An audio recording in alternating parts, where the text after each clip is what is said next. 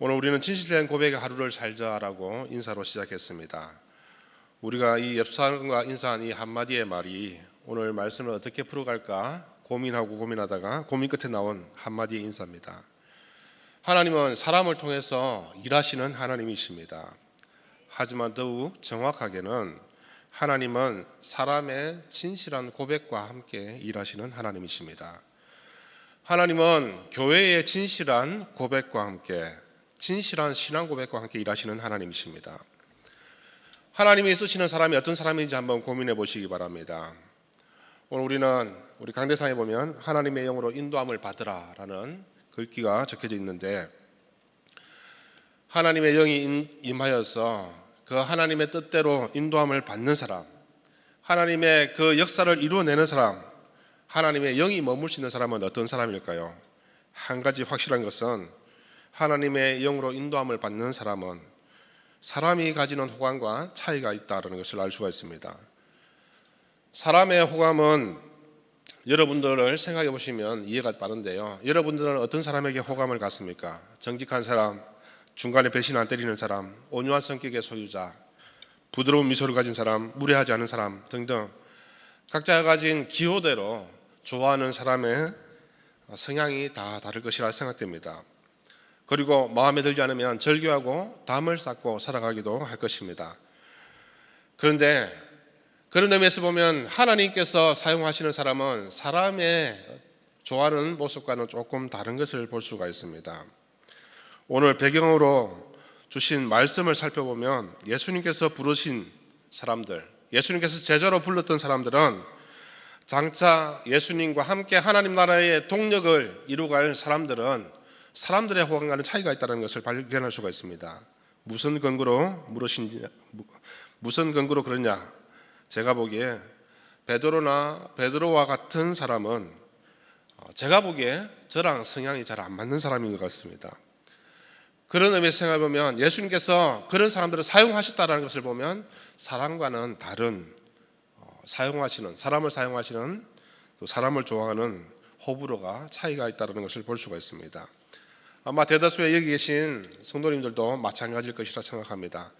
이 사실에 착안하여서 하나님은 사람을 통해서 일하시되 진실한 고백을 하는 사람과 일하시는 하나님이시다라는 것을 착안해 보았습니다.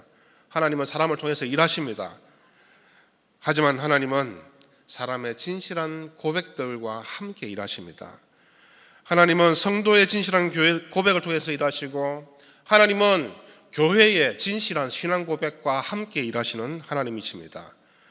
이런 하나님의 마음을 우리는 삶 속에서 제대로 이해할 수 있는 순간이 있습니다. 예를 들면 신랑 신부의 프로포즈를 예를 들어서 생각해 보면 이해가 됩니다. 남자와 여자가 만나서 결혼을 하겠지만 아무가 결혼하지 않습니다. 한번 실험을 한번 해보겠습니다. 여러분 한 분 한 분이 신부라고 생각하고 제가 신랑이라고 한번 가정해 봅시다. 그래서 여러분들이 저의 프로포즈를 받는다고 한번 생각해 보십시오. 여러분들은 어떤 프로포즈를 받겠습니까? 1번 프로포즈입니다. 신부여, 사실 나의 아버지는 이건희 회장입니다. 나의 본명은 이재용입니다. 나의 월수입은 100억대이고 나와 결혼해 주신다면 당장 바로 1000억대의 주식을 정리해 주겠습니다. 나와 결혼해 주시겠습니까? 2번 프로포즈입니다. 사랑하는 그대여, 내가 비록 가난한 농부의 아들로서 태어나 지금은 가진 것이 없지만 당신을 사랑하는 마음이 진심이고, 내가 지금 줄 수 있는 것은 마음밖에 없지만 오늘 하나 과일이 주어진다면 그 과일 나눠 먹고, 내일 한 상에 상이 주어지면 그 상 당신과 함께 나누고 싶습니다. 사랑하는 마음 하나 의지해서 당신과 결혼하고 싶습니다. 나와 결혼해 주시겠습니까? 여러분들은 어떤 프로포즈를 받으시겠습니까? 진실된 고백이 함께 해야 될 것입니다. 사람과 결혼하되 진실한 고백이 없다면 우리는 이 사람과 결혼할 것인가 말 것인가에 대해서 고민할 것입니다. 다시 베드로의 신앙 고백으로 돌아옵니다. 저는 그런 면에서 오늘 베드로의 신앙 고백이 가지는 의미가, 베드로의 삶 가운데서 예수님을 3번 부인했느냐 안 했느냐, 그것보다 훨씬 더 중요한 가치는 그가 어떻게 하나님을 고백했느냐, 거기에 있다라고 생각합니다. 만약 예수님을 향한 진실된 고백의 입장에서 보면 오늘 마태복음 16장 16절에서 보여지는 베드로의 고백은 예수님께 제대로 된 신앙 고백을 함으로 말미암아 베드로는 수지 맞았고 예수님은 그 고백으로 말미암아 영광 받으셨다라는 것을 볼 수가 있습니다. 그리고 예수님은 그의 그 신앙 고백을 너무도 기뻐하셔서 그의 이름 가운데에 교회를 세우겠다라고 약속하셨던 모습을 볼 수가 있습니다. 이 장면을 우리의 일상 속으로 한번 가져와 봅시다. 사랑하는 여러분, 여러분들은 예수님에 대해서 어떻게 고백하고 있습니까? 예수님에 대한 제대로 된 신앙 고백으로 말미암아 여러분들도 베드로처럼 수지 맞는 인생이 되시길 주님의 이름으로 축원합니다. 오늘 본문의 바로 앞 장면까지 예수님은 3년의 공생의 기간 동안에 해오셨던 중요한 일들을 마무리해 오셨습니다.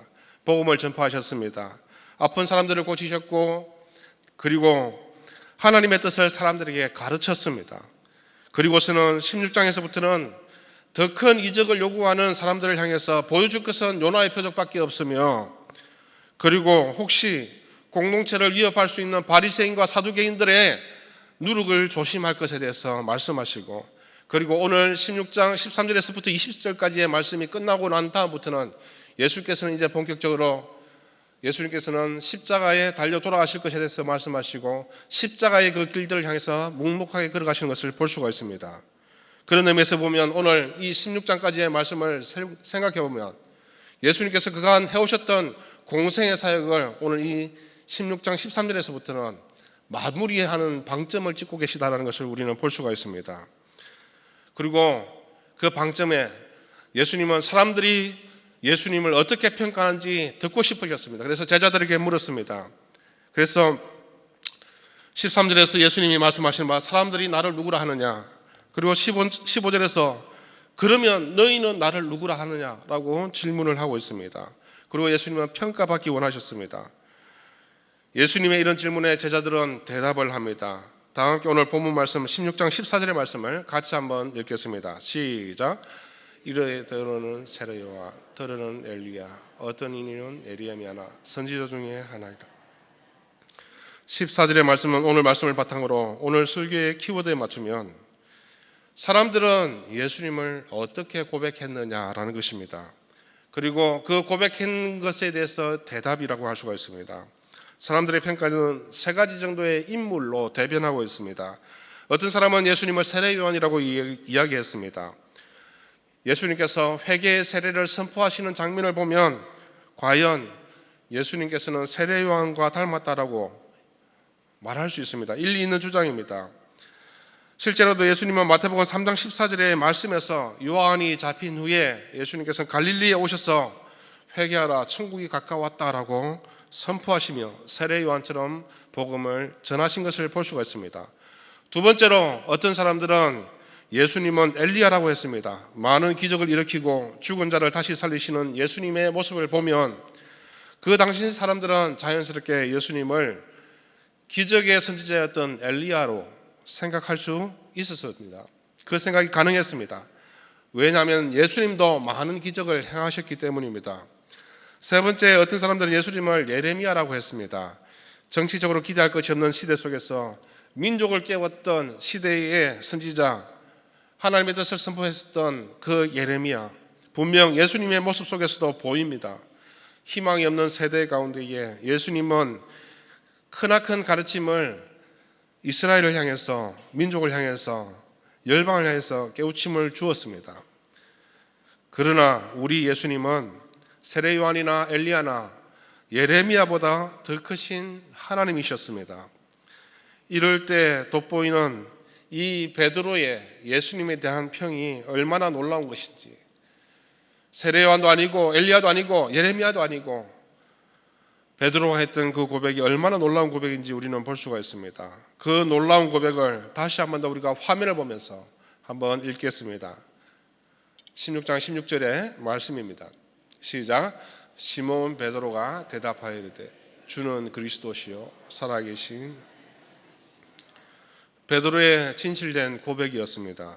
오랜 기간 살펴본 꾸밈없는 진실된 고백이었습니다.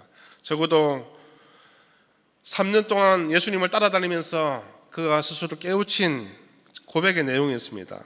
물론 예수님의 말씀처럼 이것을 알게 하신 이는 하나님이 알게 하셨지만 베드로가 혼수 상태에 빠진 채 아무 생각 없이 있을 때에 하나님께서 그의 입술을 열어서 말씀하신 것이 아니기에, 베드로도 생각이 있는 사람이기에 하나님께서는 베드로의 지혜 가운데서 그가 예수님이 어떤 사람인지 가만히 지켜보게 했고, 그 오랜 지켜본 생각의 그 결과로서 이분은 살아계신 하나님의 아들이시다, 이분은 그리스도시다라는 그런 고백을 할 수가 있다라는 것입니다.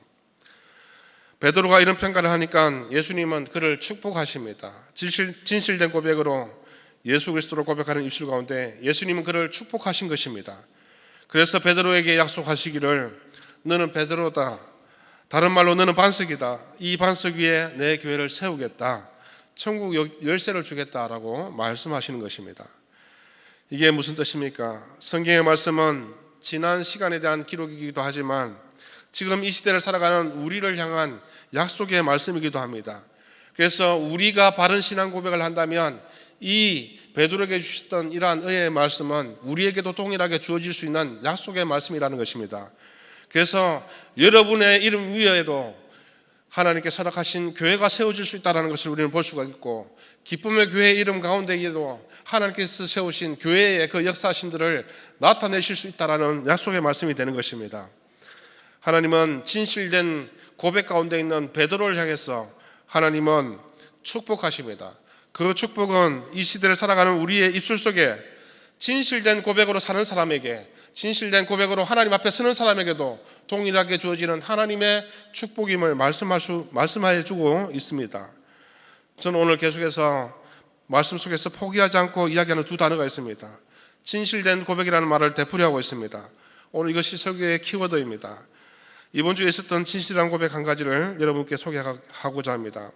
아시는 분은 아시겠지만 저는 교구사역 이외에 기쁨의 교회 내에서 세트민 사역들을 한번 일으켜보려고 발버둥을 치고 있습니다. 왜 발버둥을 치냐면 잘 안 됩니다. 제가 이 일을 왜 그러면 하냐면은 단순합니다. 기쁨의 교회가 포항 땅에서 세트민을 품지 못하면 포항 땅에서 세트민을 품을 수 있는 교회는 아무 교회도 없다, 이 사실 때문에 한번 품어보려고 발버둥 치고 있습니다. 기쁨의 교회 빅드림 사역은 세 가지의 기도의 방향성이 있습니다. 첫 번째는 북한의 지하교회와 교인들을 위해서 중보한다. 두 번째는 북한을 이탈하여서 중국, 미얀마, 라오스 일대에 언둔하여서 살아가고 있는, 순죽에서 살아가고 있는 탈북자들을 케어하는 선교사님들을 위해서 중보한다. 세 번째는 한국 땅에 정착한 세트민들을 위해서 우리가 기도한다라는 것입니다. 무려 5년간 기도를 해왔습니다. 기도한 일에 대해서 열매가 나타나기를 위해서 간절히 소망했습니다. 정말 포항 땅 가운데에 세트민들이 공동체가 형성되어지도록 이렇게 기도했습니다. 잘 안 됩니다. 때로는 물량 공세로, 때로는 엄청난 선물로 줘봤지만 잘 안 됩니다. 다 포항 땅을 떠납니다. 번번이 실패했습니다. 세트민들 세우기가 왜 이렇게 힘든지. 그런데 아시다시피 지난주에 이번 빅드림 제주 아울리치를 통해서 희한한 일이 일어났습니다. 교회를 한 번도 안 다녀본 세트민 2명이 이번 창포복지관 소개로 같이 동행을 했는데 각각 20살과 23살의 여대생입니다. 여러분 보시기에 제일 좌측편과 가운데 있는 친구가 교회를 한 번도 안 다녀본 세트민들인데요. 시간 관계상 결론만 말씀드리겠습니다. 5년간 부단하게 노력했던 일들이 아주 우연한 기회에 우리가 진실한 이 5년간의 그에 기도 제목들을 이야기하게 되었고, 이 2명의 마음이 움직여졌습니다.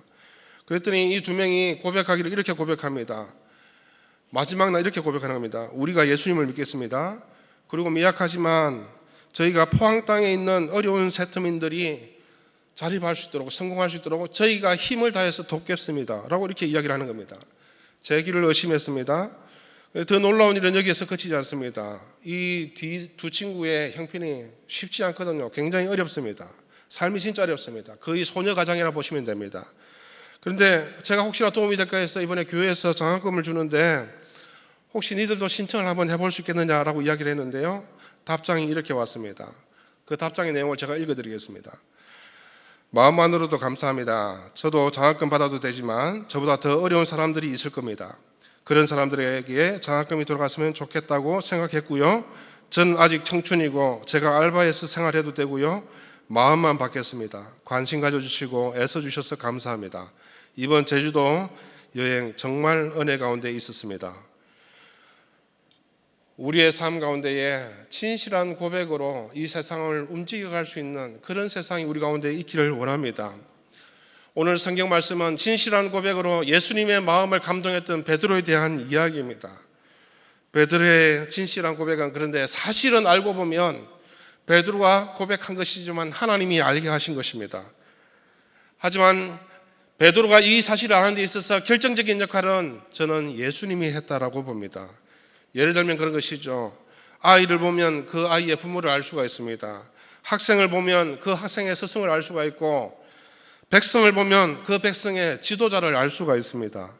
그러므로 베드로가 이러한 놀라운 신앙의 고백을 했다라는 것은 직접 3년의 공생의 기간 동안 베드로 앞에서 진실된 고백으로 살아갔던, 진실된 마음으로 사람들을 대했던 예수님의 진실된 삶이 있었기 때문에 베드로는 이러한 고백을 하나님께 올려드릴 수 있었다라고 봅니다. 그래서 사람들이 못 보는 것을 베드로는 보았고, 예수님은 세례 요한이 아니며, 예수님은 엘리야가 아니고, 예수님은 예레미야가 아니고 주는 그리스도시고 살아계신 하나님의 아들이시다라고 고백할 수 있었던 것입니다. 다 함께 마태복음 8장 17절의 말씀을 같이 한번 읽어보도록 하겠습니다. 시작. 이는 선지자 이사야를 통하여 하신 말씀에 우리의 연약한 것을 친히 담당하시고 병을 짊어지셨도다 함을 이루려. 저는 오늘 이 마태복음 8장 17절의 말씀에 예수님 사역에 비밀이 있다고 생각합니다. 많은 마술사들이 예수님이 되지 못하는 이유는 그들이 능력이 있었을지 모르겠지만 그들의 삶 가운데에 사람들의 어려운 짐을 지려고 하는 진심이 그들 가운데는 없습니다. 그저 자신의 능력을 나타내는 삶만 있었을 것입니다. 요술사들도 마찬가지일 것입니다. 많은 정치인들이 그렇게 이야기를 합니다. 많은 힘 있는 권력자들이 이야기를 합니다. 그들은 통치하려고 하지, 그들은 자신의 능력을 나타내려고만 하지 많은 이들의 아픔을 짊어지는 삶을 살지는 않았습니다. 하지만 예수님은 그들의 아픔과 그들의 배고픔을 짊어지셨고 그들의 눈물과 함께 우셨던 것을 봅니다. 저는 예수님의 진정한 능력의 비밀이 여기 있다고 봅니다. 예수님의 공생에는 회개의 복을 전하는 요한과 엘리야 같은 기적과 예레미야와 같은 가르침과 같은 그런 좋은 가르침도 있었지만 백성을 연약하게 여기사 불쌍히 여기시고 그들의 목자 없는 양같이 유리방황하는 그 모습을 바라보며 불쌍히 여기시고 그들의 아픔과 병을 짊어지셨던 예수님의 삶이 있었기 때문에 베드로의 신앙 고백이 나올 수 있었던 것입니다. 베드로는 예수님의 이 희생의 모습을 보고 대속의 이 모습을 보고 주는 그리스도시요 살아계신 하나님의 아들이다라고 고백했다는 것입니다. 기쁨의 교회가 70주년을 맞이합니다. 가정을 세우고 치유하는 교회로 섭니다. 담장을 넘어서 지역과 열방을 섬기는 교회로 서기를 원합니다. 베드로의 진실된 고백의 근본은 예수님의 대속의 삶이 근원이 되었던 것처럼 오늘 우리 기쁨의 교회의 모습 가운데서도 예수님이 보여주신 것처럼 가정을 세우고 치유하는 교회로 예수님께서 보여주셨던 것처럼 담장을 넘어 지역과 열방을 섬기는 교회로 서기를 원합니다. 그러기 위해서 이웃의 아픔과 이웃의 눈물을 짊어지고 가정을 치유하고 열방 가운데에 담장을 넘어서는 그러한 복을 전할 수 있는 교회가 되기를 원합니다. 그래서 저는 이렇게 마지막 말로 교회를 정의합니다. 교회는 베드로의 고백에 앞서 보여주신 우리 주님의 삶과 그 주님의 삶을 본받고자 하는 우리의 노력으로 교회는 세워진다라고 정의합니다. 오늘 예배 자리에 나온 사랑하는 모든 성도님들, 70주년 맞는 뜻깊은 이 해에 베드로의 이 신앙 고백에 앞서 주님의 헌신과 희생이 있었던 것처럼 우리도 그 모습 바라보면서 베드로처럼 주님을 고백하고 따라갈 수 있는 저와 여러분의 삶 되기를 주님의 이름으로 축원합니다.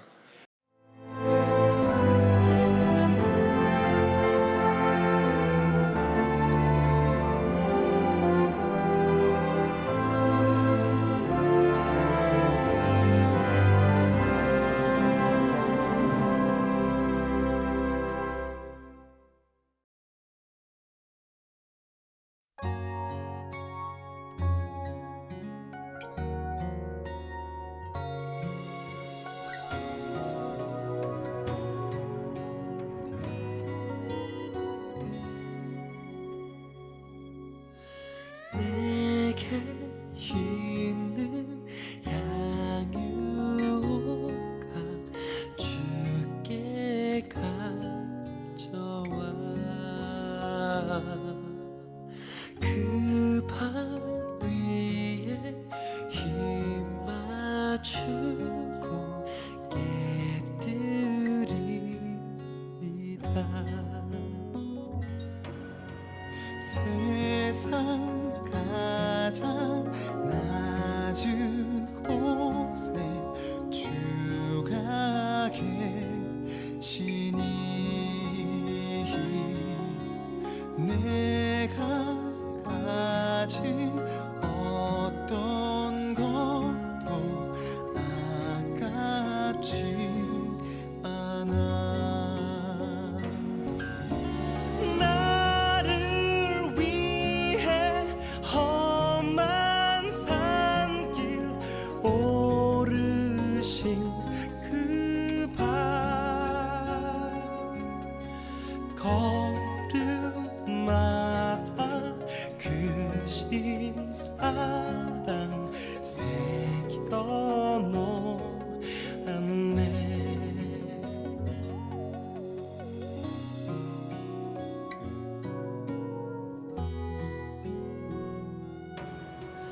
내게 있는 양유가